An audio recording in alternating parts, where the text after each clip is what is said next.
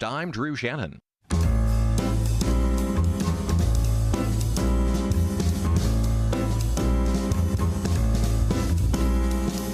Welcome to another edition of The Ride Home with John and Kathy, live from the Salem-Pittsburgh studios. And now here are your hosts, John Hall and Kathy Emmons. Hey, it's storming out there. Big thunderclaps and torrential rain. And here in Green Tree, button things up because we're getting hit hard. Happy Monday to you, Kath. It's good to see you as well. Are your windows closed? That's as soon as it started thundering here, I thought, Are my windows closed? because when it's hot like this and you don't have air conditioning like we don't, Keep windows open. the thought of closing your windows is revolting. Right. It's like it makes you physically sick. My windows are probably open a little bit in the car.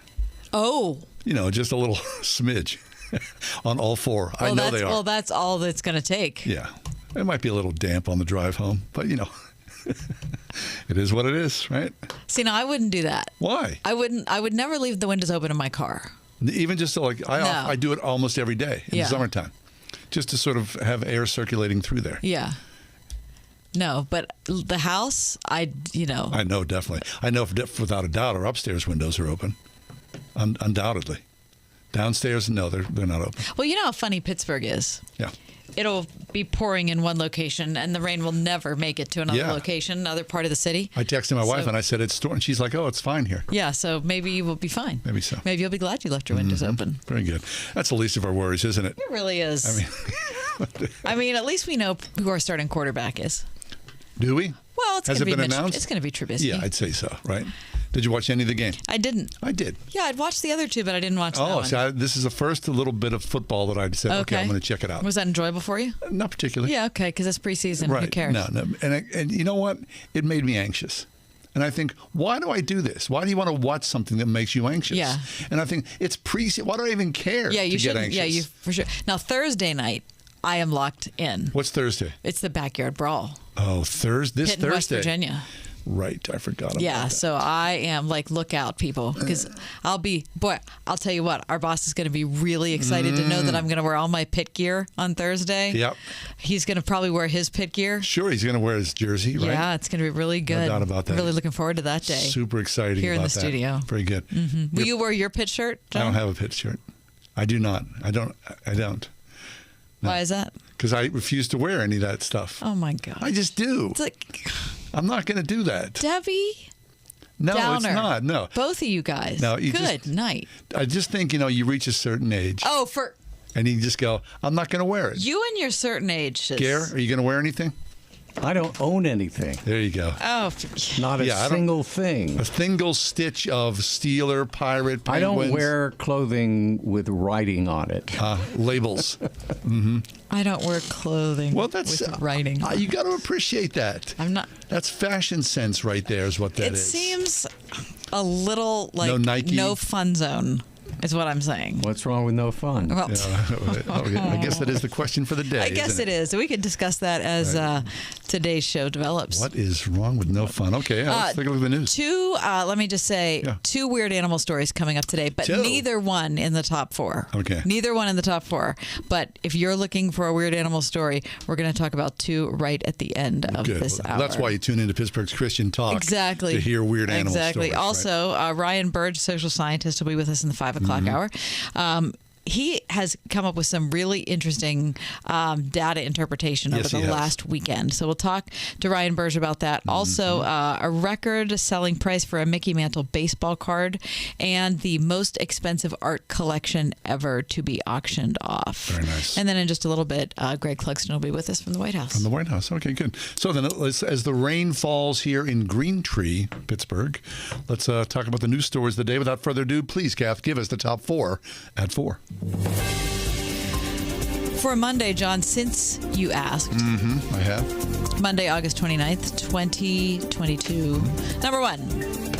The U.S. 7th Fleet, John, announced over the weekend that two naval warships, the USS Antietam and the USS Chancellorsville, sailed through the Taiwan Strait yesterday, demonstrating the U.S.'s commitment to a free and open Indo-Pacific. So they just said, we're coming through. First such passage since Nancy Pelosi's trip to Taiwan earlier this month. And a Chinese military spokesman said troops were on, quote, high alert and, quote, ready to foil any provocation. Yeah, provocation. Yes. Either way, I was like, why? I feel like I'm putting an extra syllable. It does sort of feel like it is provocative, doesn't it? Yeah, I wanted to say provocative, but then I had to say provocation. Well, I appreciate the fact that the 7th Fleet just... We're coming in. Because if you want to do something about it, then you're going to have to do something about it. Yeah. So and they didn't. The worry is that they would do something about it, and all of a sudden, here we are. Number 2. Despite data, John, showing the pace of inflation may be slowing, Fed Chair Jerome Powell reiterated over the weekend that the central bank plans to continue aggressively hiking interest rates. So in case you were thinking there was going to be a break there, that's not going to happen. He said, quote, while higher interest rates, slower growth, and softer labor market conditions will bring down inflation, they'll also bring some pain to households and businesses. These are the unfortunate costs of reducing inflation, but a failure to restore price stability would mean far greater pain. Right. Probably won't be painful in his household. It might not matter a whole lot to Jerome, not in their to household. the Powells. To perhaps our household. I think it might matter a lot. Of that like-minded, Yeah, I think it might matter a lot. Both those stories from today's Dispatch. Number 3, John. After months of tests, troubleshooting, and repairs, NASA's long overdue Artemis 1 test flight, a mission to send an unpiloted Orion crew capsule on a 42-day mission beyond the moon and back, was called off this morning. It was a weather delay, a brief hydrogen leak, and trouble cooling one of the rocket's main engines that forced them to call off the countdown. That all seems important. Yep. I feel like they weren't making up stuff there were to three delay. things here, 3 strikes. NASA Administrator Bill Nelson said, I think it's illustrative, this is a very complicated machine. It's a complicated system, and you don't want to light the candle until it's ready to go. There were 25,000 people there to watch it. I'd love to see it. So would I, except can you imagine how disappointing it is when you show up, you make all the plans to see it, and then it doesn't happen? Fly down and get all set up, exactly. hotels. You want to know how much it costs, the rocket? How much? You have any guess? $2 billion? 4.1. That's a lot of money. Holy cow. The next launch opportunity, assuming the problems can be fixed, would be Friday at 12:48 p.m.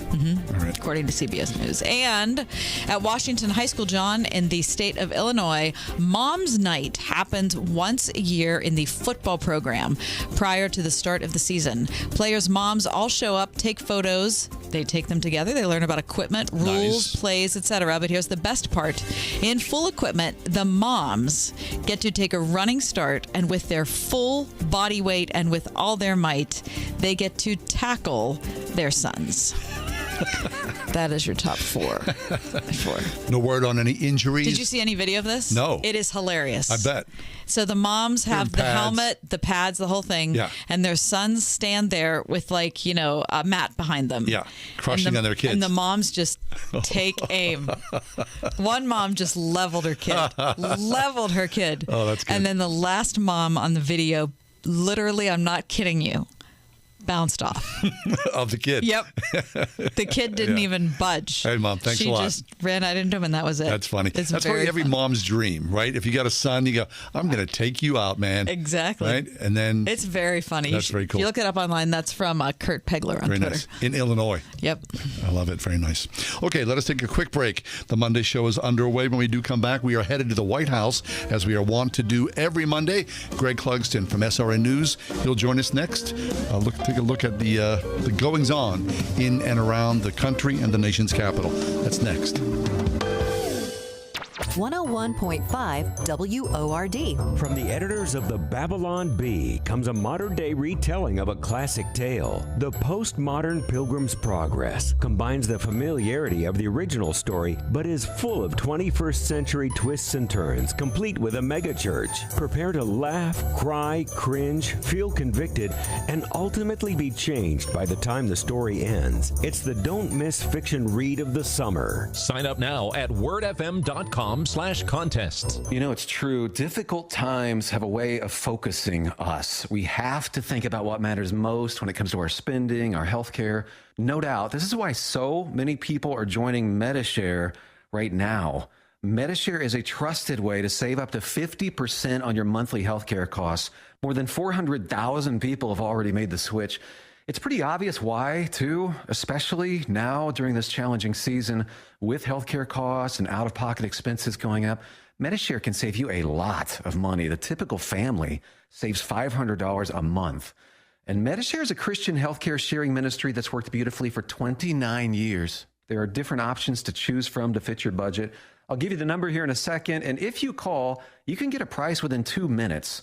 Maybe now is the perfect time to make the switch and start saving. Here you go. Call 844-57-BIBLE. That's 844-57-BIBLE. 844-57-BIBLE. If you're between 50 and 85 years of age, stay tuned for this very important message. The average funeral is at least over $10,000 to $15,000. Is your family prepared to handle the financial burden after you are gone? Did you know that you may qualify for up to $25,000 in final expense life insurance benefits? These state-approved final expense plans will pay a tax-free benefit to your family after you are gone, regardless of your future age or medical condition. There are no medical exams. Your rates will never increase.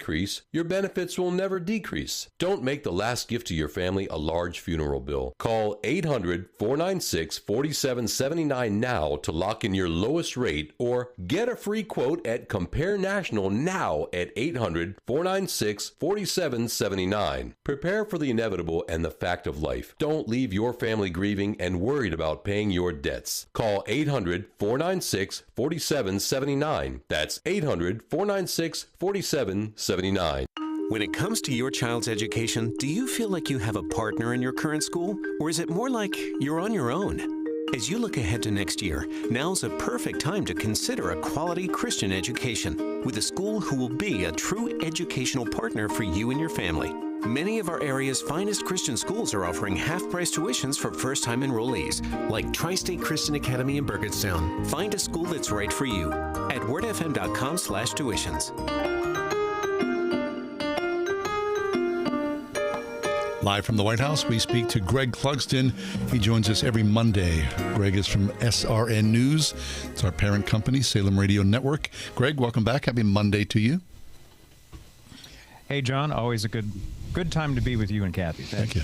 Thank you, Greg. Let's start with the launch that was scrapped this morning by NASA. Just a little problem with a hydrogen leak and some cooling issues and some weather problems. I can't imagine why they didn't go forward with it. Of course, I'm being facetious because those seem like very serious issues. Yeah, they do seem like some serious problems. We got a glimpse of when we woke up this morning. If you weren't up all night, following the details of what was happening, there were already some delays and questions about weather, and then the fuel tank and fuel leak issues and that kind of thing. So obviously it's the sort of thing, it's got a huge price tag on it. There's a lot riding in terms of the prestige of NASA as a government a space agency right now.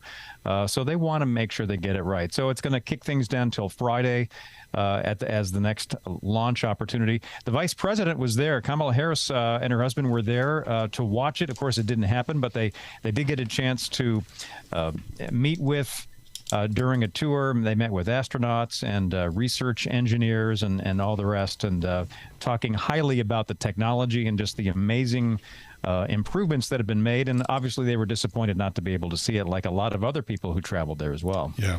Craig, this is weird. I mean, space exploration has been a political football, I think probably since the time that JFK announced it way back in 1961. And it's interesting, where we are right now, the billions being spent. I mean, Cass said $4.2 billion. For this one rocket. Right. I mean, so I was reading about this, and I did not know this, although I should have, that the Obama administration essentially nixed this, and then the Trump administration said, yes, we're going to move forward, and now, of course, the Biden administration, they're locked in, so the money's spent, but you never quite know. Like, other countries kind of have a sort of a flow to this. We do our space program how the political winds flow or not. Yeah. Yeah, no, that's a very good point, and that's why I think that's why they don't want to take risks, even though there were just test dummies on this flight as opposed to human beings on the flight, because there's more at risk than just the potential risk of human life on board for the reasons you're talking about, the program, the funding for the program, and on down the line. So there was a lot riding on it, and it's also interesting because there was so much made of the Space Force, for example, during the Trump administration. And yes, you're right. Funding for NASA did get the go-ahead during the Trump administration during all of those discussions about establishing a military branch that is dealing with space.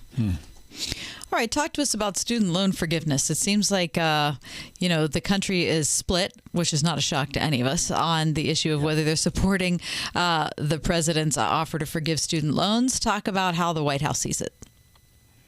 Yeah, this is an interesting one, Kathy, because first of all, it was part of a campaign pledge commitment that the president made when he was running for president back before the 2020 election. So he feels like, and has said as much, that he's delivering on one of those campaign promises.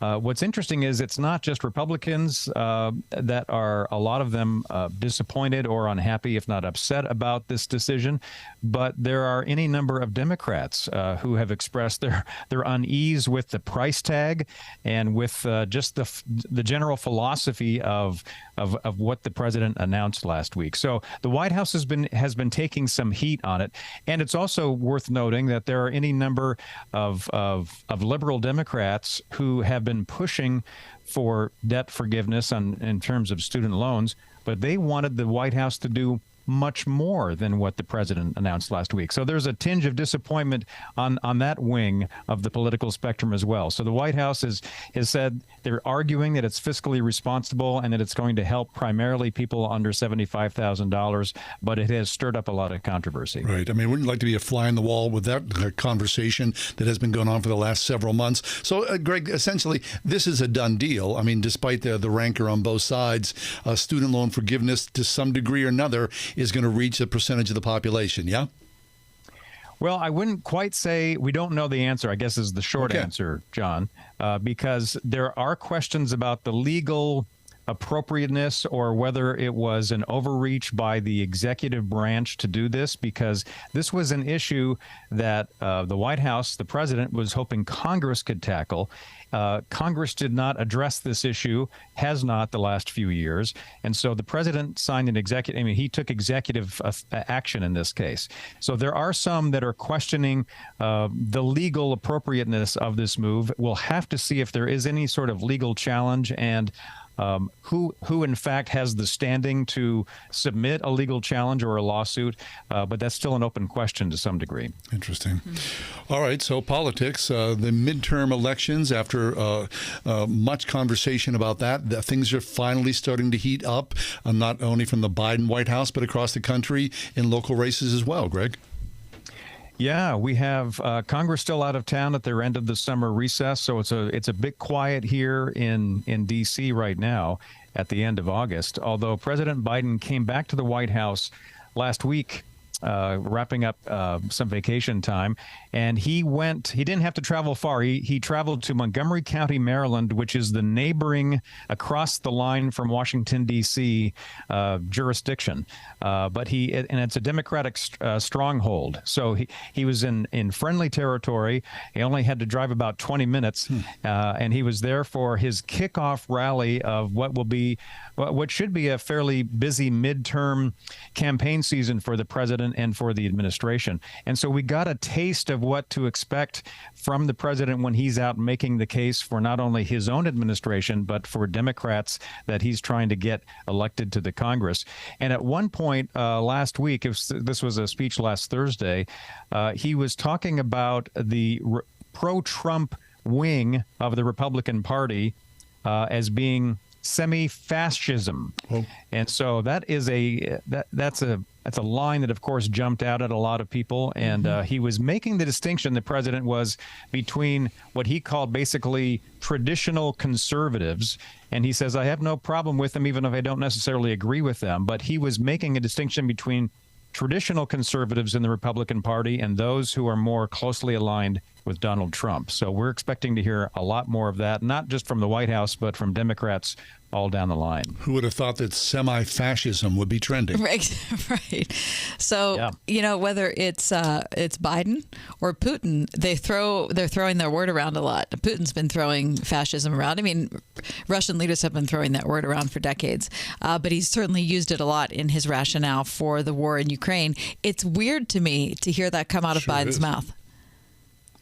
I heard a commentator over the weekend or late last week say that it's just not good for Republicans to call Democrats socialists and communists. It's not good for the president of the United States to call Donald Trump and his supporters fascists or semi-fascists. It's just not good for the overall dialogue. I think that's probably a fair, common sense assessment that people might agree with. But as we've talked about this for years now, the political divide on so many issues is so stark in this country. Even a statement like that might not be well received in certain circles. But in terms of the midterm elections, something to still keep an eye on is the economy, because the economy often is the overriding factor when it comes to how voters will vote in this country. We've heard a lot about how overturning Roe v. Wade and the resurgence of the abortion issue has been an energizer, and in certain cases it maybe already has been. But if inflation and the current economic situation continues for a lot of Americans, that's probably going to be a big selling point in terms of an argument that Republicans will be making against Joe Biden and the Democrats. We're talking with Greg Clugston, SRN News White House correspondent. Greg, let's move forward and talk about Mar-a-Lago, President Trump, and documents. There's a lot to this story. I would imagine this is going to carry some weight for many, many months. Right. So this happened, we learned a little bit more last week because the affidavit that was used by the Justice Department to win the judge's approval to move forward with the search of that Mar-a-Lago property a couple of weeks ago now, that affidavit, that document was unsealed. Now, it was, 30-some pages long, and a lot of those pages were blacked out. They were redacted. So we didn't learn a lot of new information. There were a few bits and pieces in terms of the types of documents that were recovered. That 14 of the 15 boxes, the sets of boxes that were taken out of that Florida location, had classified and top secret information intermingled with other personal correspondence and some other items that Donald Trump had. And we're also learning the extent to which the back and forth has been going on between the National Archives, which is responsible for keeping and cataloging and archiving presidential documents for every president, for every administration. That goes back to the end of the Trump administration before the former president officially left the White House.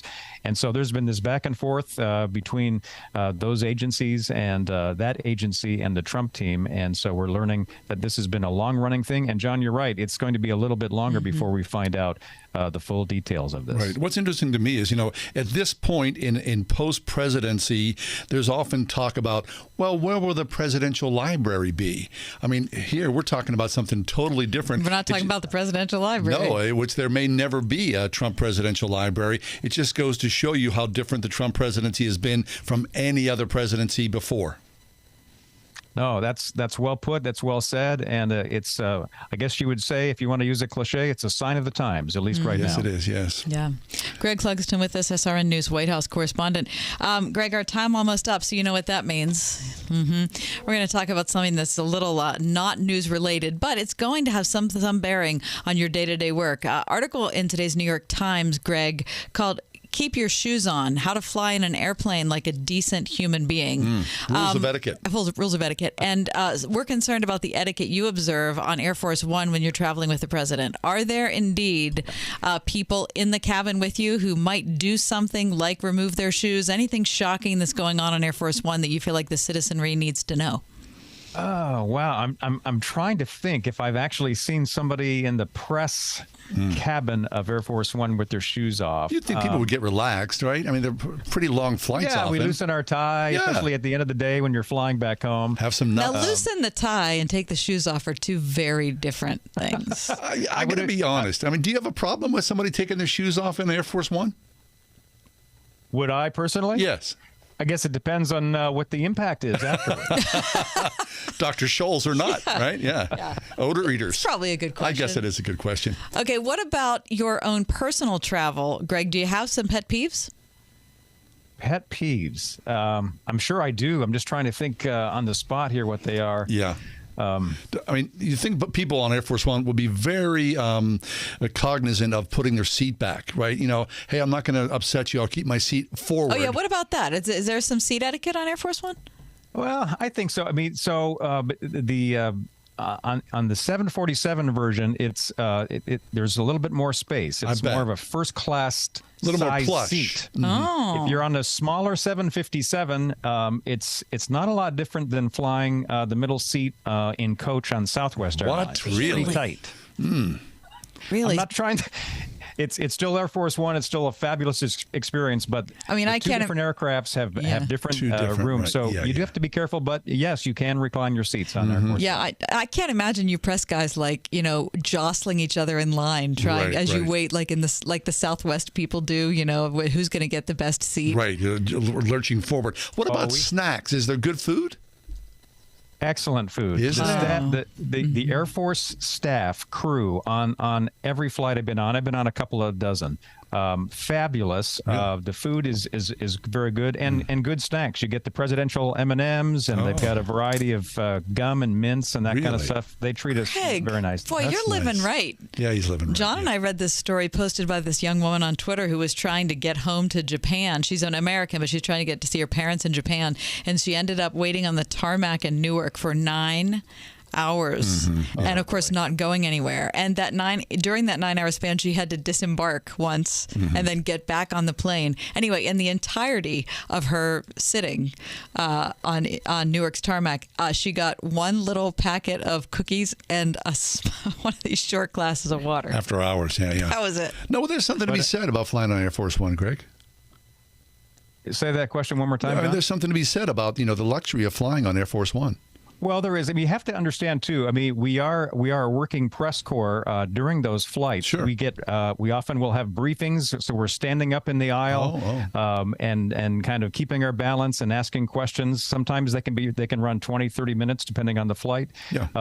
But I'm not downgrading or disputing your comment about the fascination and the honor and privilege it is to travel on that plane. But you're working. But there is work that does happen. No, we get that. You got a job to do, right? All right, so we can envy you, but not a lot. No. Was that what you're saying? Right. Well, the bottom line is I keep my shoes on when I'm on the airplane. That is the bottom line. As everyone should. Yeah. That's Greg Clugston, SRN News, White House correspondent. Good to talk to you, Greg. We're not going to see you next week. It's Labor Day, right? That's right. Okay, so celebrate the working man, Greg. Enjoy your time off. Thank you. I'd like to fly an Air Force One. Wouldn't you?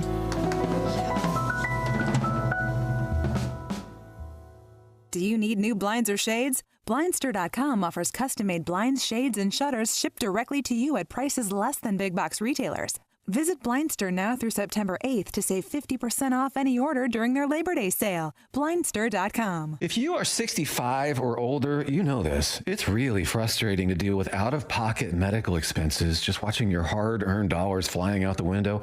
Well, here's something that can really help, and it's worth taking a minute to look into. MediShare has a new option. It's called MediShare 65 Plus. And MediShare is a community of Christians who share each other's healthcare bills. It really is a community, too. People encourage and pray for each other. MediShare 65 Plus is a low-cost option for those with Medicare Parts A and B, and it fills in the gaps where Medicare stops. It's a great way to fight inflation, too. You can lock in one low monthly price for up to 10 years, and you can use your Medicare-approved doctor, and you also get telehealth 24/7 service, so you don't have to leave your home for the little stuff. Very worth looking into, and it's so easy to find out why people rave about the customer service at MediShare. They're easy to talk to. Call 833-SHARE-55. That's 833-SHARE-55. 833-SHARE-55. MyPillow's having their biggest sheet sale of the year. Hey, this is John Hall. You've all helped build MyPillow into this amazing company. And now, Mike Lindell, inventor and CEO, wants to give back exclusively to his listeners. The Percale bedsheet set is available in a variety of colors and sizes, and they're all on sale. For example, the queen size is regularly priced at $89.98, but is now only $39.98 with our listener promo code. Order now, because when they're gone, they're gone. The Percale sheets are breathable, have a cool, crisp feel. These come with a 10-year warranty and a 60-day money-back guarantee. Don't miss out on this incredible offer. There's a limited supply, so be sure to order now. Call 1-800-391-0954. Use promo code WORD. Go to mypillow.com, click on the radio listener square, use the promo code WORD. For the best night's sleep in the whole wide world, visit mypillow.com. Pitt Cycles is now home to BMW motorcycles. Join me, John Steigerwald, September 1st, 4 to 6 p.m. for the grand opening of their newly redesigned BMW showroom. I'll be broadcasting live and giving away great prizes, including $100 dining certificates to Fox Chapel's Brick and Barrel and McKees Rock's Jabby Joe's. And somebody's going to win a $400 remote starter or detailing package from Team Knott's in Castle Shannon. Thursday at Pitt Cycles in Warrendale. Visit pittcycles.com. Pitt Cycles! We are everywhere. On your radio at 101.5 WORD-FM Pittsburgh, at wordfm.com, the Word FM mobile app, iHeart, TuneIn, and Odyssey.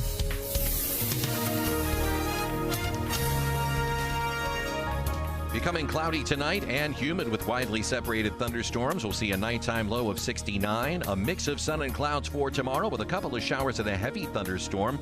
Storm's going to bring flash flooding and damaging winds. It'll be cooler but still humid with a high of 75. Mainly clear skies tomorrow night, low 60. Wednesday, mostly sunny. The start of an extended period of comfortable weather, the high 76. With your AccuWeather forecast, I'm Drew Shannon. All of my life, I have been extremely active until last year. My dog died a year ago this week.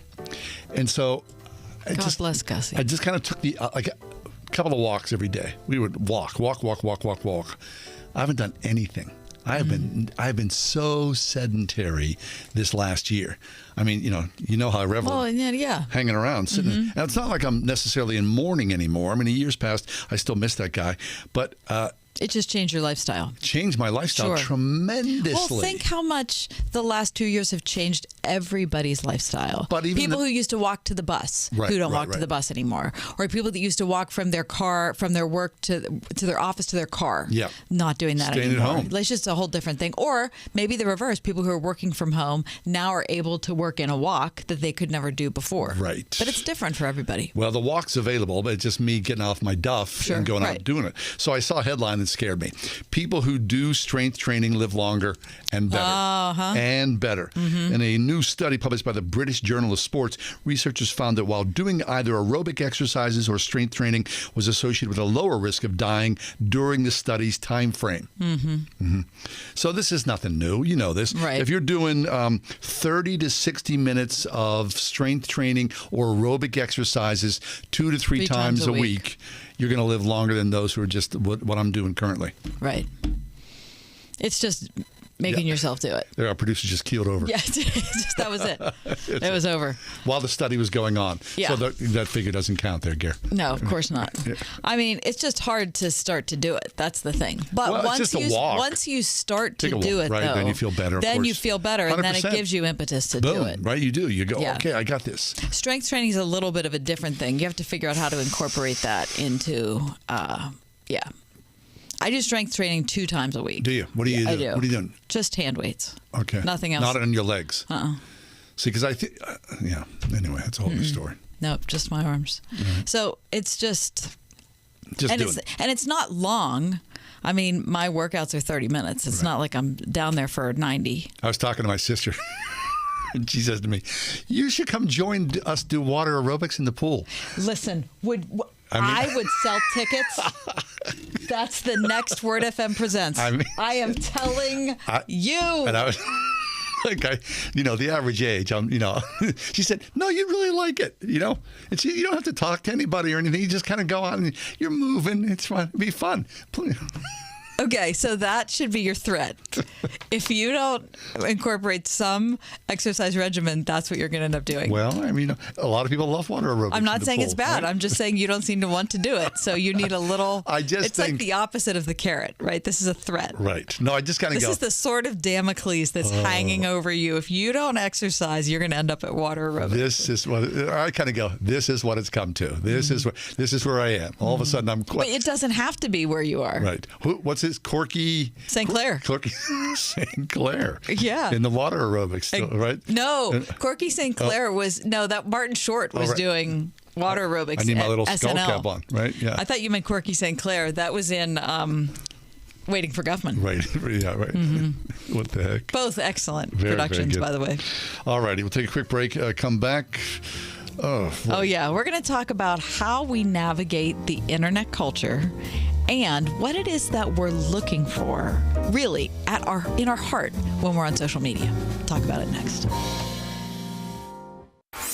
101.5 WORD. Next time on Adventures in Odyssey. I'm not going anywhere with you. It's a perilous journey. Now get in the car. With some familiar but not so friendly faces. It truly is a small world. Will Whit and Connie survive the trip? Whitaker's disappeared. You bungled it. Oh, my head. You haven't seen the last of me. None of you. Find out on Adventures in Odyssey. Tonight at 8 on 101.5 Word FM, WORD.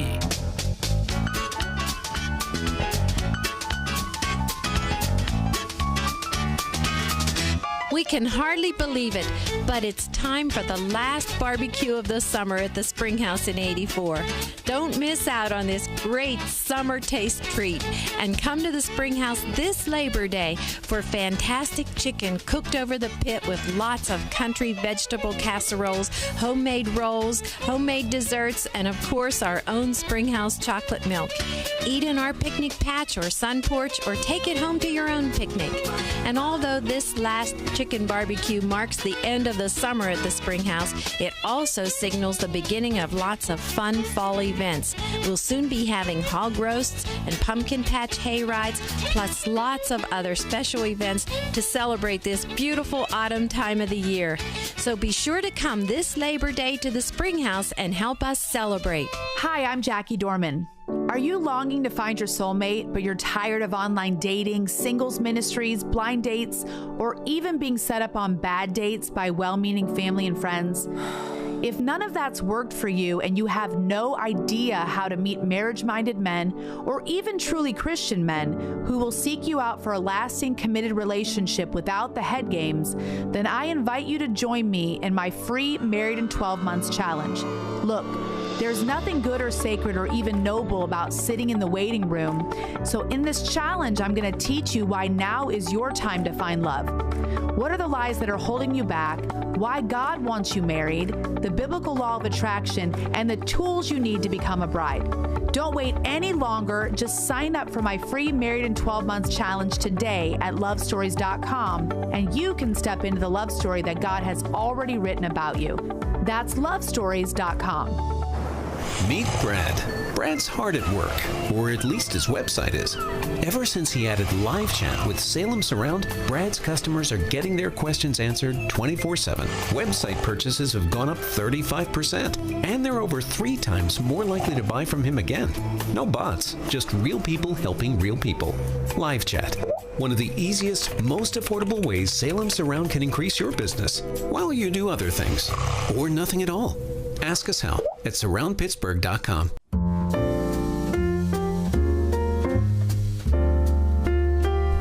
How many people do you think you know? I mean, like, no. Like what? Like that are friends? Like friends, even friends, people at church, people here you work with. Oh, you and I? How many people do we know? Thousands of people. Well, like within a semicircle. You know what I mean? Not intimately. Intimately and people that you see regularly.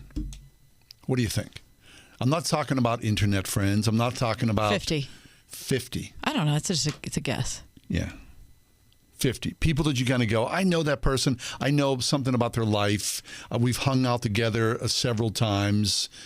But people who we have worked with or no, I mean, that number is sky high. Right. And the question is, how do you navigate that?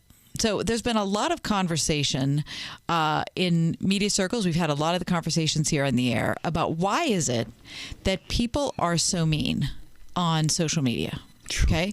And why is it that people feel the need to belong to a group? So I am, the people who put the yard signs up. This house believes in X, Y, Z. Yeah, okay, sure, or why people want to be online with dog moms, or they want to be online with, the artsy crowd, or whatever it is. Why we feel a need to identify with a particular tribe. We all need community. Right? Okay. I mean, that we are For sure. baked into community. Yeah. How much community, the question is, are you getting from those tribes on social media? None. So, but why are you still, not you in particular, why are we still identifying with tribes? Freddie DeBoer, who is an internet blogger, you can find him on Substack, and he's incredibly thoughtful and a terrific, terrific writer. He has posted a theory today that I want to ask you about. Okay? This is what he says. He says that because of us living in the online world, we are exposed to the existence of billions of other people. So if we can take ourselves back to before we had the internet, the people that you mentioned, the people that we knew intimately, my neighbors, my family, whatever, that's pretty much all we knew, right? Now, we also would associate with people from work, right? And we would have, we would exchange email, or prior to email, we'd be talking on the phone. So it's not like we had no connection other than our immediate circle, but the circle was significantly smaller. But I think the circle was smaller but stronger. Like the days of social clubs. I totally agree. Rotary, yes. That kind of thing. Yes, for sure. My paper customers, all that.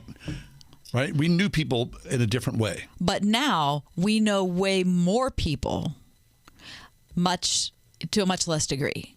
And Freddie DeBoer says what makes online life what it is this realization that billions of other people are living lives and going through things that we go through, going through suffering, going through job loss, going through mental illness issues, going through problems in their family, divorce, kids issues, sicknesses, all those sorts of things.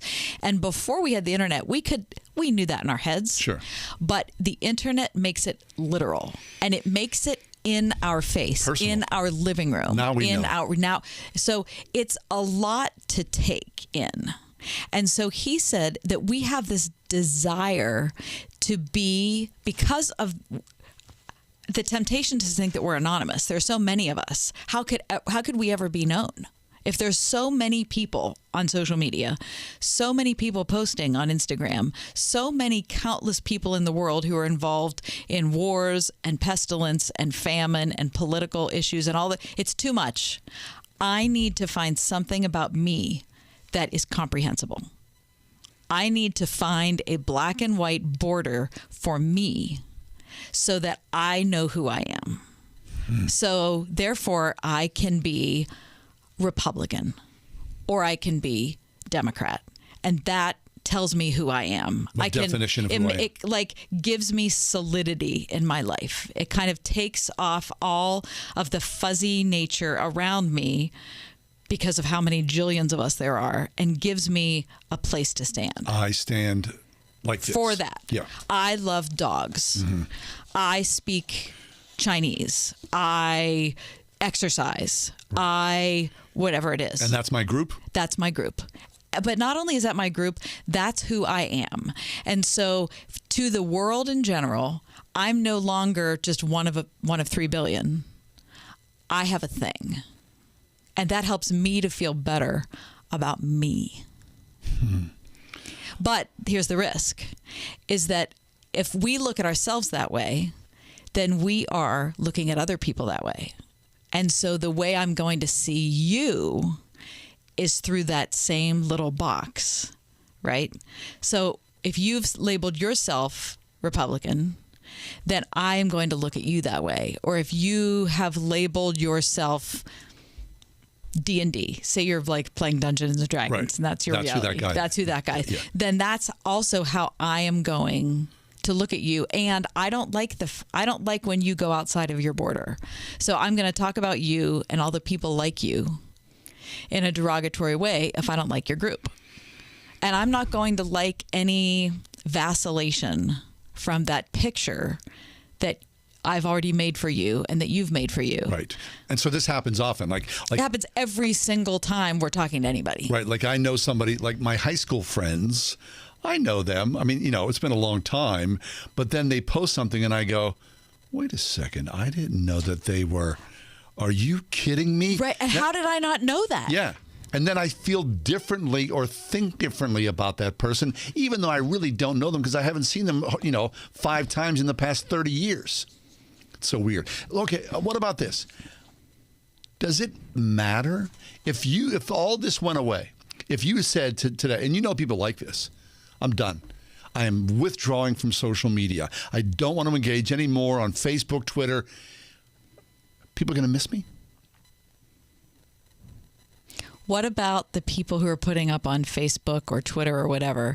Nobody ever responds to my posts. Oh, my gosh, that thing. You know what I mean? I hate that so much. And so if you love me, you'll repost this and comment. Exactly. And I never do. I never do either because I can't stand to be manipulated like that. A lot of times I know, but I'm not going to be manipulated like that. Right. That's the worst. It is the worst. But how about like when you see people commenting, you think, oh, I'm going to comment. And you I think, no, I'm not going to comment. Yep. And then I think, well, does it matter? Are they thinking, well, why didn't John comment on this? Right. They probably care. don't even notice. Of course not. Okay, so go back, not just pre-social media. Let's go back pre-internet. If you can even remember what that reality was like. That was a long time ago. Okay, just forget. Just try to. Of course. Whole different age. When you watch the evening news, did you ever feel overwhelmed, like completely consumed by the sadness of the world? Or is that a more recent phenomenon with being online? Well, this is weird. Okay, there was a period where I was convalescing from a major surgery. And I was home by myself for months on end. I lived for the news. And the morning news, the afternoon news, like the noon news. The noon news with Patty and Daddy. The evening news, of course, before, I don't know what time it turned on, and now it turns on like at 3 o'clock or something like that.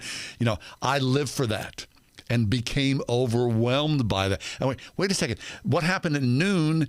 Now there's a different thing going on with that. Okay, so what if you were convalescing now? Oh, my gosh, you'd lose your mind. And you were watching Fox News all day or CNN all day or MSNBC? That's so unhealthy. It's so unhealthy. Read a book instead. Okay, so the bottom line is, first of all, check out Freddie DeBoer on Substack because I think he's such a great writer and very interesting. But the second thing is, I think it helped me reading the article to understand a little bit more why I get overwhelmed with what I read online. Is just the overwhelming amount of suffering and horror and pain, personal stories that you can be subjected to on a minute-by-minute basis. Second by second. And it does, I'd never thought about this before, maybe it does make us feel like we're just one of a mass of horror and there's nothing about us that's known, which is why there's not a better time in history to talk to people about Jesus than now. If that's how people are feeling, then this is the moment where they could learn, in spite of everything, they are known. That's excellent. We'll take a quick break. The Monday edition of The Ride Home. We're Pittsburgh's Christian Talk. It's 101.5 Word FM, WORD. Our little brother says the word dodo word 40 times a day. Should we be saying that word on Word FM? You started it. Okay. So, here we are with Uncle Ryan with 3 reasons why you'd be a tweet if you bought a home this year and didn't use us at United Faith Mortgage. The biggest reason is our direct lender advantage. We use our own money. And there's no middleman, which means we can often get you a better rate, saving you monthly and lifelong money. We also pay $1,000 of your closing costs on all new home purchases. And just as important to me as saving listeners money is the super service part. Our small team is specifically committed to Word FM. You will not get to a closing and find anything hidden. It's a partnership all the way around. So, don't via, and we're done. We are United Faith Mortgage. United Mortgage Corp, Melville, New York. NMLS number 1330. Pennsylvania Department of Banking and Securities. Mortgage lender license 22672. Hey, I'm Andy. If you don't know me, it's probably because I'm not famous. But I did start a men's grooming company called Harry's. The idea for Harry's came out of a frustrating experience I had buying razor blades. Most brands were overpriced, overdesigned, and out of touch. At Harry's, our approach is simple. Here's our secret. We make sharp, durable blades and sell them at honest prices for as low as $2 each. We care about quality so much that we do some crazy things, like buy a world-class German blade factory. Obsessing over every detail means we're confident in offering a 100% quality guarantee. Millions of guys have already made the switch to Harry's, so thank you if you're one of them. And if you're not, we hope you give us a try with this special offer. Get a Harry starter set with a 5-blade razor, weighted handle, shave gel, and a travel cover, all for just $3 plus free shipping. Just go to harrys.com and enter 3388 at checkout. That's harrys.com, code 3388. Enjoy. Here's how we long for Skechers hands-free slip-in footwear. The world has gone hands-free. However, if you want to put on a pair of sneakers, you still need to bend down and help your feet in. Until now. Introducing Skechers hands-free slip-in footwear. You don't need to reach down to help your heel in. You just step into them and off you go. So what's the secret? Well, there's a special smooth comfort pillow in the heel that helps your foot slide into place. And they stay on just like a pair of laced-up sneakers. Get hands-free slip-ins at a Skechers store, Skechers.com, or wherever stylish footwear is sold. What is a warrior? At Portersville Christian School, it's more than a team name. A warrior is taught to serve, to passionately model the love of Christ toward neighbor, community, and world. To learn as they cultivate academic excellence and a lifelong love of learning from kindergarten to senior year. And to lead through Christian character and integrity. Are you a warrior? Discover Portersville Christian School just 15 minutes north of Cranberry, where warriors are made at ourpcs.org.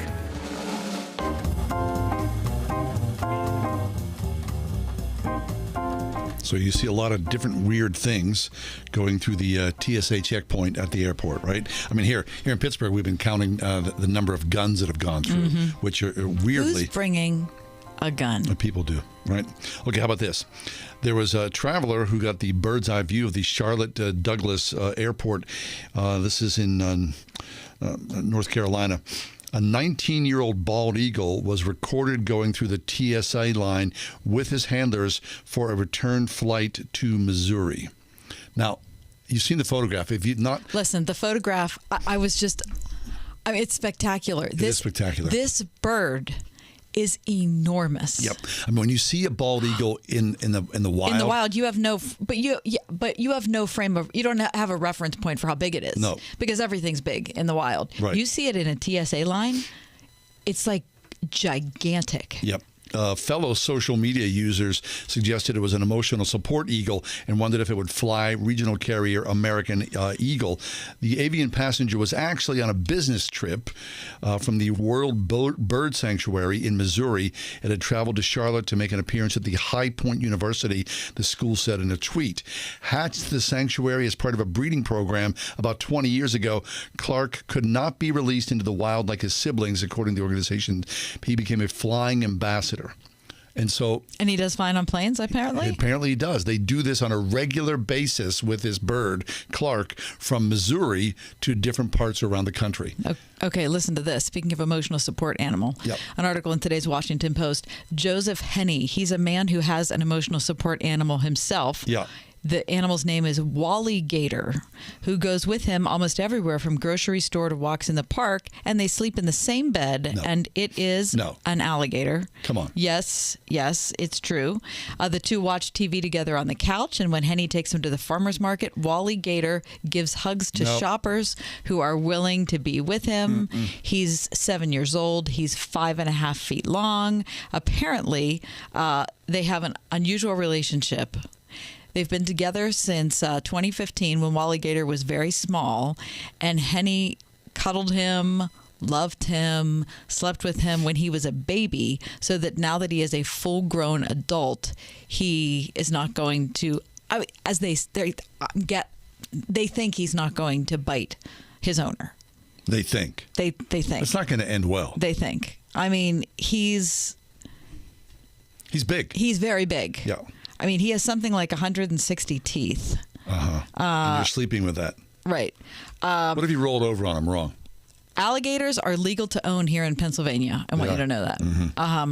In fact, one was found in the Mon. Oh, right. Sometime over the last couple of years. Right. And This guy, however, knows what he's doing with reptiles. He's a reptile rescuer.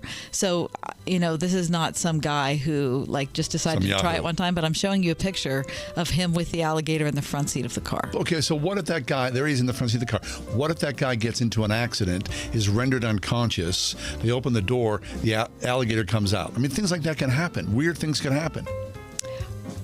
Right? I don't know what to say to that. I don't know. Except he also has a floaty so that he can swim in the pool. Yeah. I guess, different strokes, but just what about the safety of the general public? That's all. You want to have an alligator? Like what we talked about, that guy, he lost his snake last week while taking it for a walk? Right. Or did the snake escape while the guy was going for a walk?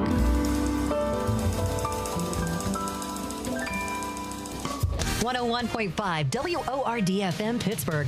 On your smart speaker by saying, play the word Pittsburgh. And on your phone via the Word FM mobile app, iHeart, TuneIn, and Odyssey. Investments.com.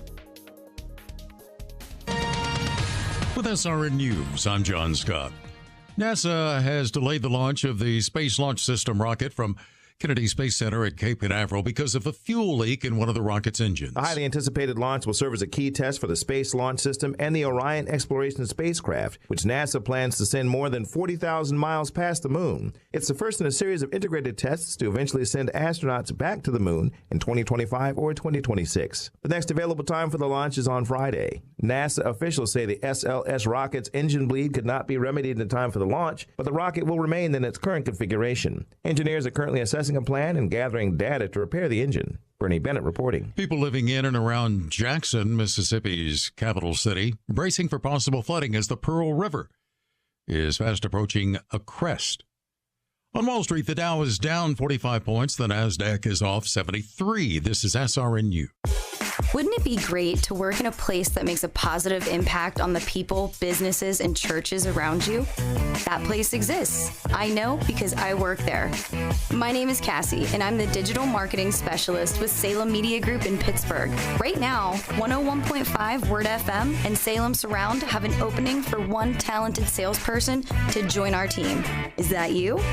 We'll bring the training, you just bring the talent. An understanding of digital marketing and some direct sales experience will definitely help you stand out. What are you waiting for? Take the first step to a career that is challenging, rewarding, and helps to create terrific results for our amazing customers. Join the sales team at Salem Media Group Pittsburgh. Email your resume to brad.marshall@salempittsburgh.com. That's brad.marshall@salempittsburgh.com.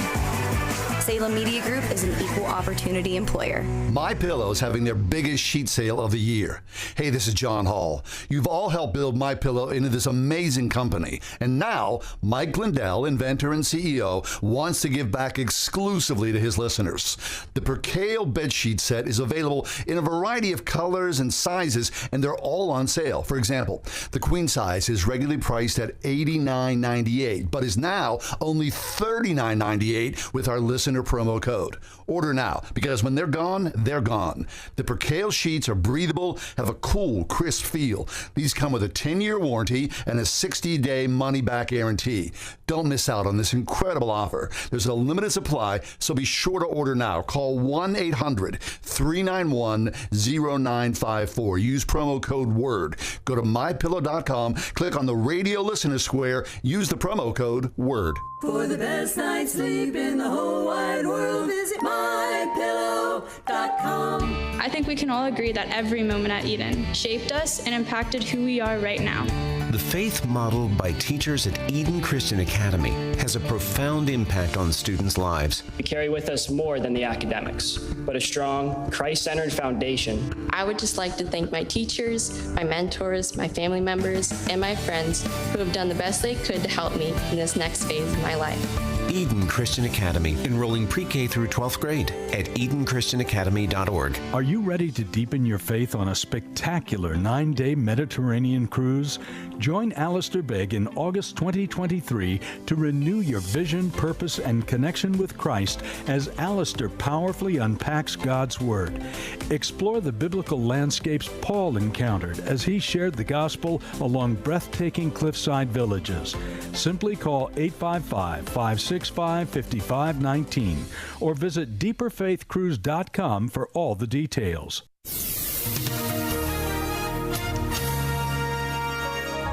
Becoming cloudy tonight and humid with widely separated thunderstorms. We'll see a nighttime low of 69. A mix of sun and clouds for tomorrow with a couple of showers and a heavy thunderstorm. Storms could bring flash flooding and damaging winds. It'll be cooler but still humid with a high of 75. Mainly clear skies tomorrow night, low 60. Wednesday, mostly sunny. The start of an extended period of comfortable weather, the high 76. With your AccuWeather forecast, I'm Drew Shannon.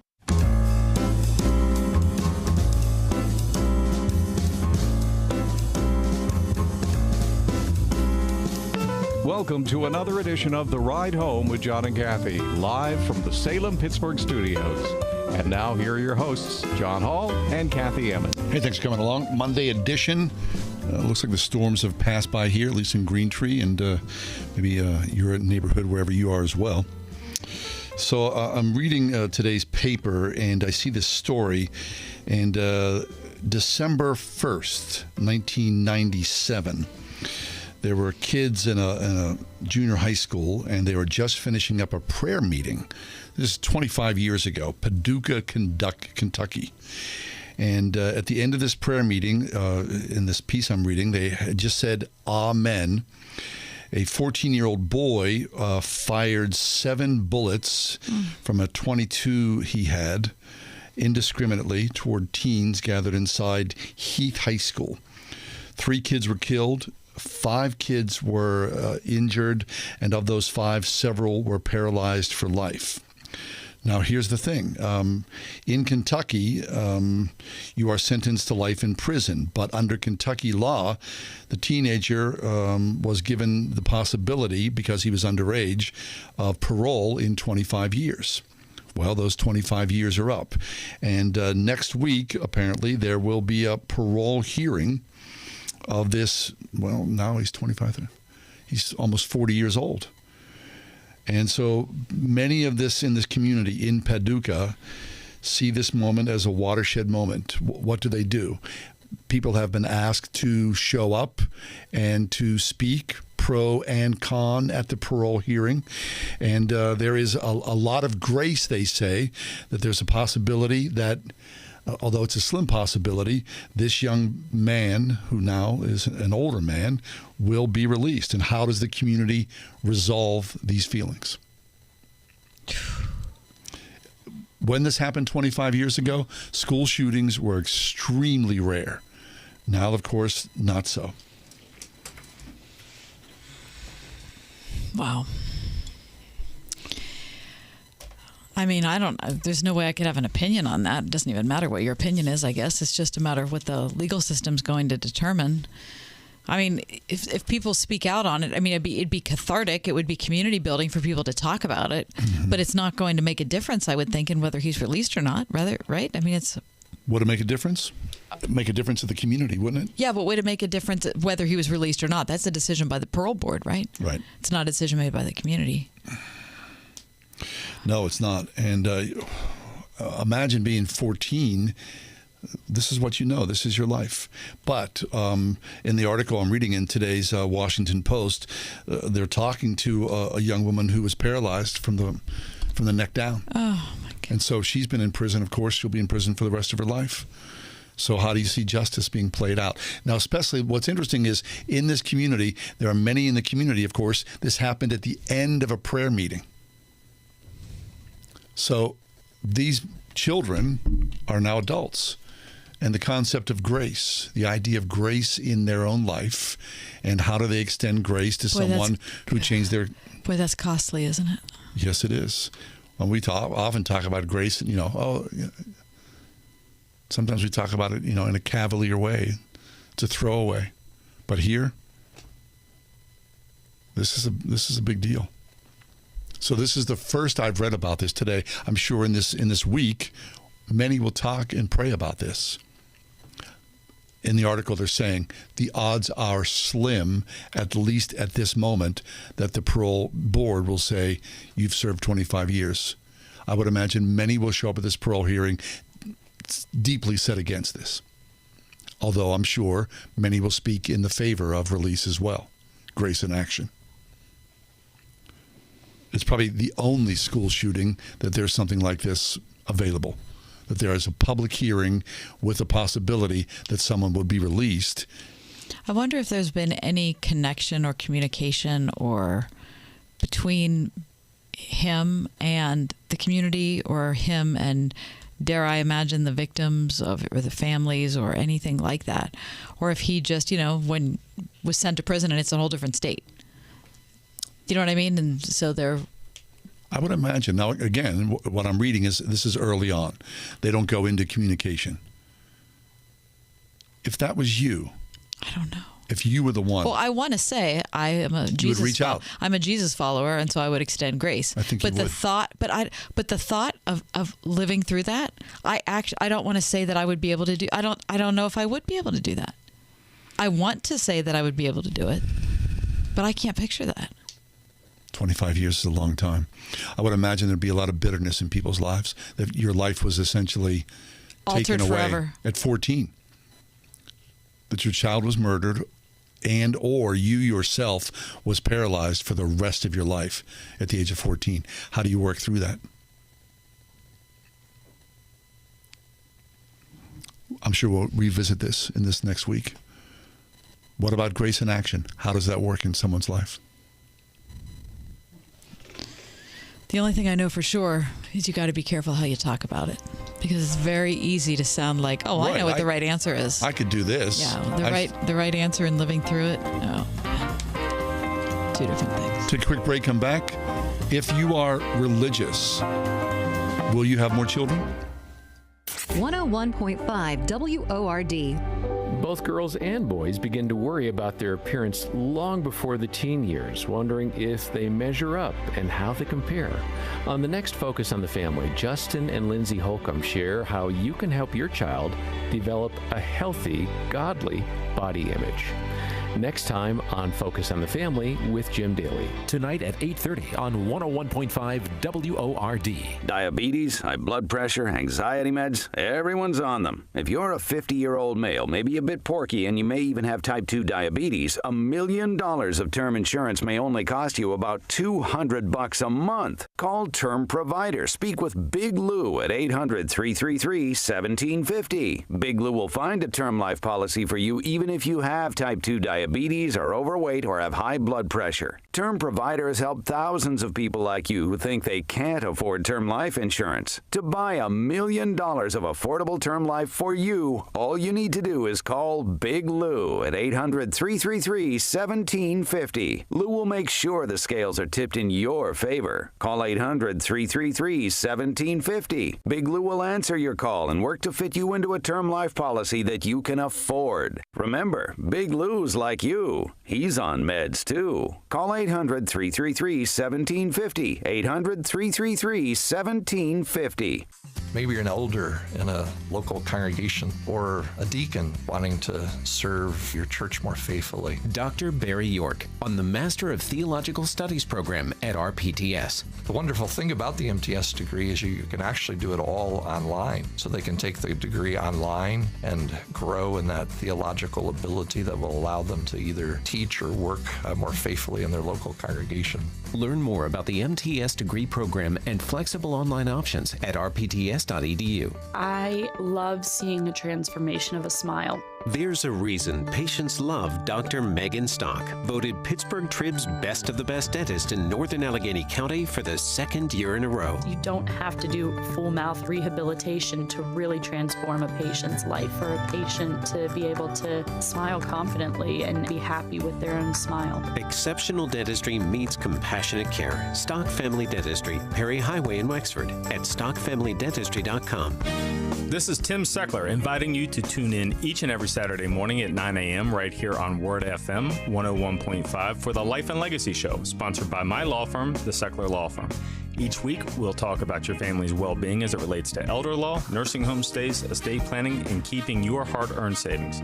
And if you missed the Life and Legacy Show, you will find it archived at secklerlawfirm.com. See you Saturday morning at 9 a.m. right here on Word FM 101.5 for the Life and Legacy Show.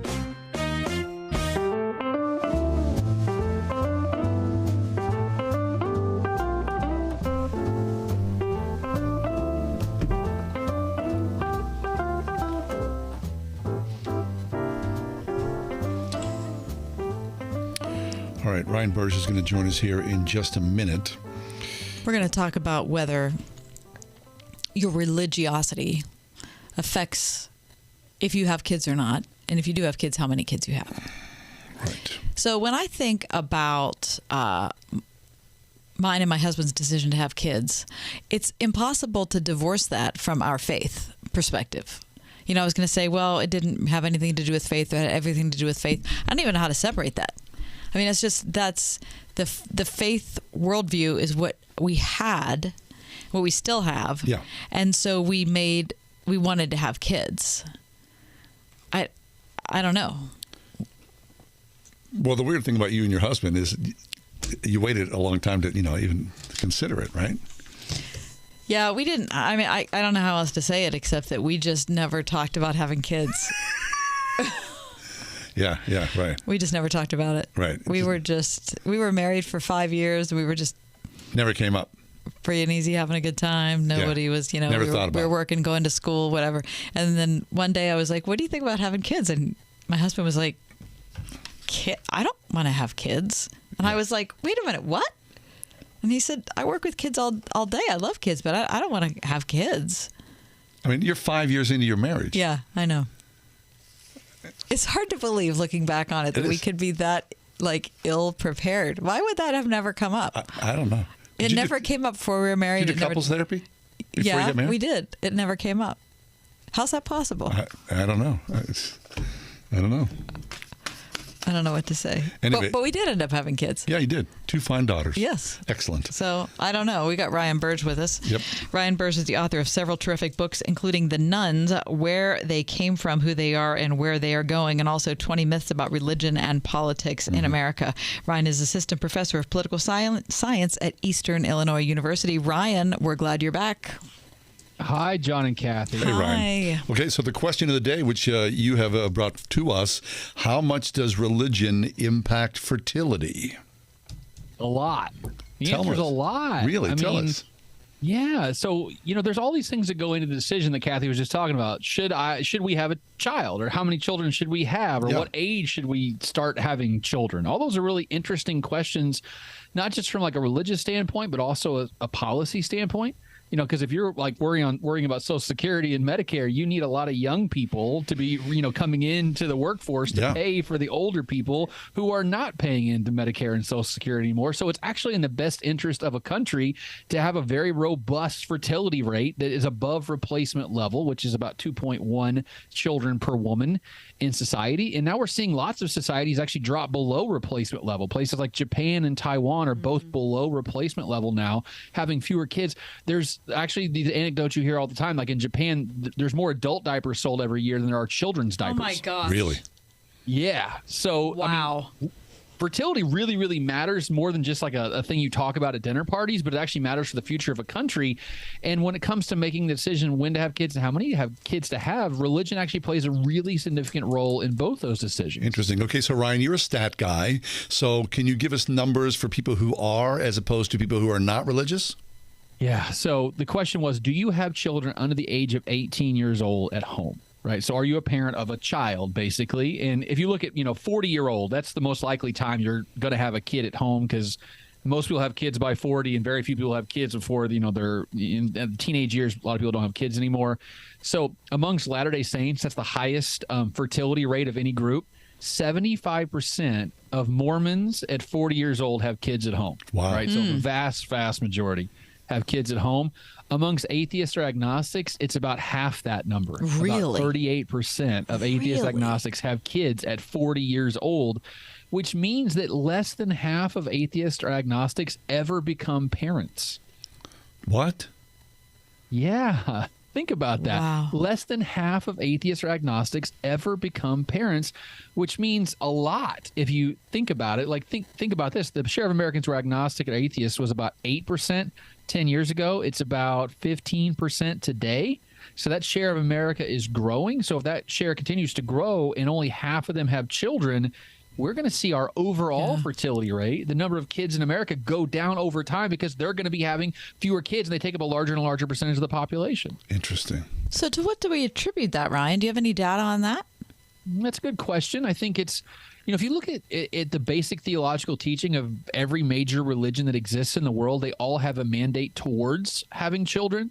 Be fruitful and multiply is something in the Old Testament, which means that, Protestants, Catholics, and Jews all sort of adopt. The Quran definitely encourages people to have children, have as many as they want. Even Eastern traditions like Buddhism and Hinduism both kind of advocate for people to have children because, it's seen as a gift from God to have children and to perpetuate the species and all these kind of things. But atheist agnostics don't have that same admonition in their life, to have children. And a lot of them, if you go online, there's actually a whole growing movement online now called the child-free movement, which are young people who have declared at very young ages, many times 22, 25, 27 years old, that we will never have children. And part of it is they use examples like the ecological crisis, right? The environment's going, all down the tubes, and I don't want my children to be born in this hellscape, right, of global warming and floods and all this terrible stuff. So they're backing away from having children. And I think a lot of that is if you're not nudged to have children, you don't have children because you don't see that as something being encouraged in your life. And if your friend group doesn't have children, then that doesn't give you any sort of peer pressure to have children as well. Right. And I think hope plays a large part in this, right? So if you're invested in the hellscape of the modern world, then you are hopeless. But if you believe in Christ, especially, there is hope that we will all ascend and be in heaven one day. So there's a big dividing line between hope and hopeless. I think there's this philosophy that's being taught to young people now that I think is really caustic and really dangerous called natalism, which is the idea that to be born is actually a form of violence because you were not asked to be born. Right. It was somehow imposed upon you by your parents without your agency or without your choice. And a lot of young people are adopting that as I don't want to cause violence to my potential children because they did not ask to be born. Therefore, I should not try to bear children and cause that violence because the world they're inheriting is so awful. But can I just push back against that? I think one of my foundational principles is the world is a better place today than it was 10 years ago, 50 years ago, 100%. Or 100 years ago for all of us, but especially for women and people of color. Yes. Right. You cannot. There are things wrong with American society right now. And I think we spend too much time on social media and the news and other places talking about everything wrong with the world. But if you're going to be diagnosed with cancer, right now is the best time in the history of all civilization for you to get diagnosed with cancer because treatments have gotten exponentially better over the last 20 years. Things like breast cancer, colon cancer, much more treatable now. The share of human beings living in abject poverty has dropped in half over the last 30 years. Infant mortality rates have dropped dramatically in the global south and third world countries. There's still tons of suffering in the world, and it's awful. No one should suffer, period. But there's a lot less suffering empirically today than there was at any point in all of human history. And to bring people into this world is actually doing them a kindness and a service, not causing them violence or pain, in my estimation. Okay, so well said. So it's called natalism? Natalism. Yeah, it's this weird, and my students ask me about it all the time. Really? And I have to push back so hard and say, guys, having children. I have to be very honest with them because I have a 10-year-old and an 8-year-old, two boys, right? It was really, really hard in the beginning, right? The first couple years, man, until my oldest was probably at 5 or 6 and my youngest was 4 or 5. It was a really, really hard stretch on my marriage, on our finances, on my relationship with my wife. We had rough stretches there without a doubt. But, man, the last 5 years, and they've kind of gotten a little bit more independent. We don't have to bring diapers everywhere. They can kind of run and do their own thing a little bit. Man, it's such a joy to see those people become human beings, right? Have agency and desires and personalities and hopes and dreams and fears. And you know what it's done for me as a human being? It's made me more fully human, I think, right? I understand sacrifice more than I ever did before. I understand love more than I ever did before. It's made me feel everything in my life tenfold. I get angrier because my kids do something, stupid or bad or irresponsible, but I can never feel so much pride. The pride my kids give me is 10 times more than the pride I ever give myself in something I do for myself. And I just think by not doing that, you're sort of not unlocking a part of the house that you could be in that's beautiful and joyous and makes you more fully who you are. are because they're being taught this sort of corrupt philosophy that you're causing violence by bringing people into this terrible world of ours. That's fabulous. It's so well said, Ryan. Dr. Ryan Burge with us, Assistant Professor of Political Science at Eastern Illinois University. Ryan, I think back to, how when you're in school, whether you were high school or decide to go to college or whatever, you have different friend groups. Well, one of the friend groups I had in college was filled with, I would say, maybe 30 people who were relatively close, went through school together doing a particular thing. And the great majority of those people never had children. And when I think about them, they're people who were very intelligent. They were kind of academic types as far as not just they did well in school, but they liked school. And so academia was a comfortable place for them. They ended up, though, in private industry for the most part and making a ton of money and super artsy. People who love the ballet, the symphony, that sort of thing. And so for them, kids were going to get in the way. It wasn't as much that they were concerned that they were going to ruin the earth, but they liked their lifestyle. And they didn't want kids to get in the way of that. It's interesting now to be in touch with some of them and to see that there's a lot of regret. Because you feel differently when you're 50 than you did when you were, making a ton of money at 30 and had, had 5 nights of, the arts to enjoy. So anyway, your thoughts on that, Ryan? Yeah, so a lot of people say I'm too selfish to have children. So I know myself so well that I know that I can't be unselfish when I have kids. And the flaw in that logic is, by thinking that, you're already the right person to have kids because you realize your own foibles and your own flaws, right? Like you're self-aware enough to know I probably shouldn't have kids. But when you have kids, there's something, and this is why I think God exists. When you have kids, something changes.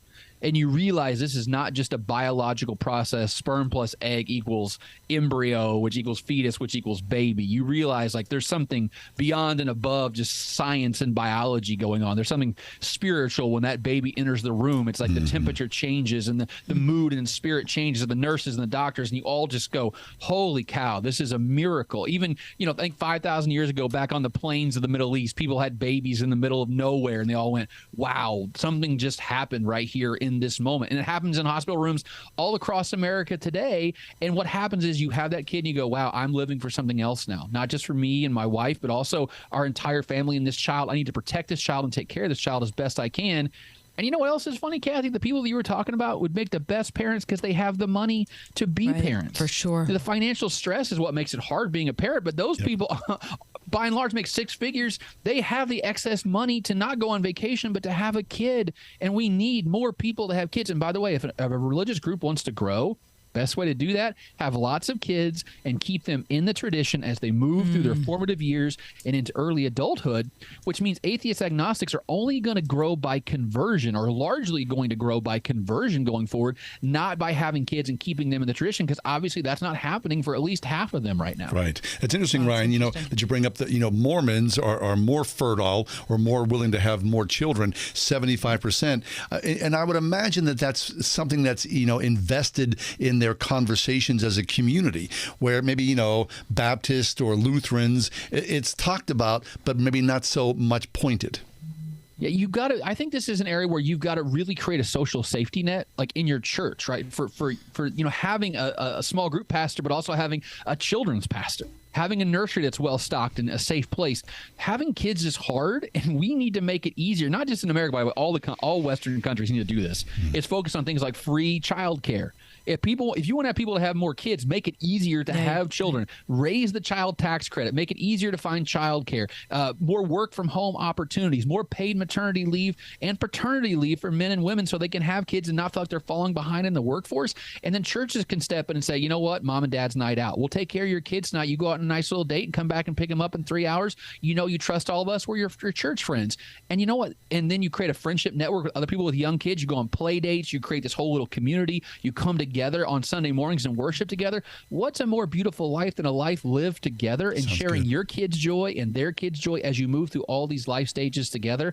I think that's what it means to be a Christian, live in community with each other. Fabulous. Yeah. Ryan Burge. Hey, Ryan, before you leave us, tell us what you're working on. School's back in session, but I also know you're getting ready for a release of a new book. Nuns, second edition's coming out in May of 2023. I also helped on a book called The Great De-Churching with Mike Graham and Jim Davis. We did a huge survey trying to find out why people left church, and I did all the data analysis for that and wrote a couple asides for that comes out from Zondervan next year. And I'm on a textbook, Religion and Politics in America, 9th edition. I'm taking that over. Nice. I'm going to be using that textbook in all my classes for the foreseeable future, and I'm the author of it. So a lot going on next year for Fabulous. Me. Ryan, you do excellent work. We always appreciate your appearance here. You change the air in the room by your presence. We're glad that your parents gave birth to you. I am too. Yeah. Ryan Burge. See you, Ryan. You can find him on Twitter, regular contributor Burge, B-U-R-G-E, Ryan Burge. It appears as though the school season is upon us. And if you are the parent of a rising senior and you're thinking about school season and next year, where are we going to be? Are we behind? Maybe we should have figured out where he's going to go by now. Right. And I know she's a motivated student, so let's go on the school tour carnival ride. And all of a sudden you find yourself 2, 3, 4, 5 different schools, colleges, universities. Might we say, put Grove City College on that list. Mm-hmm. It's not that far from the city of Pittsburgh. Fabulous campus, beautiful campus. Truly, in the middle of it all, though, are a bunch of people who are believers in Jesus Christ, and the curriculum runs through everything that is Christ-centered. Mm-hmm. High science, arts, you name it, the heft of intellectualism is alive and well at Grove City College. And also, if you're looking for a community for your child, you're looking for a community of people who are just like your kid, trying to figure it out, trying to figure out how to follow Jesus and how to be really good in their particular line of work, this is the school to consider because you've got unbelievably talented, dedicated faculty. You've got a small college campus. They're going to get a lot of education, a lot of attention, and a lot of community. gcc.edu, Grove City College. What if you went from 10 years old to 25 years old in just a few years? Okay, Ms. Creepy. Like from let's play dolls to I can't believe the stock market today. Or like triple mac and cheese, please, to I'd like the triple double kale salad with beets, please. Uncle Ryan says the value of people's homes have jumped like 15 years worth, lickety-split. Uncle Ryan said lickety-split? Most of our homes have made a decade or two type jump in value. Pretty much lickety-split, like never before. Usually, people move homes when they gain that much value. But that's not happening either, because of how expensive homes are. Which is why cash-out refinances are a triple mac and cheese hot thing right now. Cashing out that newly spiked value to use for home updates, paying off debt, or just life. If you'd like to see your options, you'll never get any pressure from us at United Faith Mortgage. United Mortgage Corp, Melville, New York. NMLS number 1330. Pennsylvania Department of Banking and Securities. Mortgage lender license 22672. Listen on your smart speaker at wordfm.com, the Word FM app, iHeart, TuneIn, and on Odyssey. In your car or at home, too, at 101.5 WORD-FM, Pittsburgh.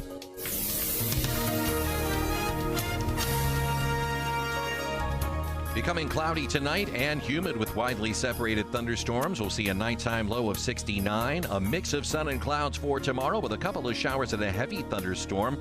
Storm's going to bring flash flooding and damaging winds. It'll be cooler but still humid with a high of 75. Mainly clear skies tomorrow night, low 60. Wednesday, mostly sunny. The start of an extended period of comfortable weather, the high 76. With your AccuWeather forecast, I'm Drew Shannon.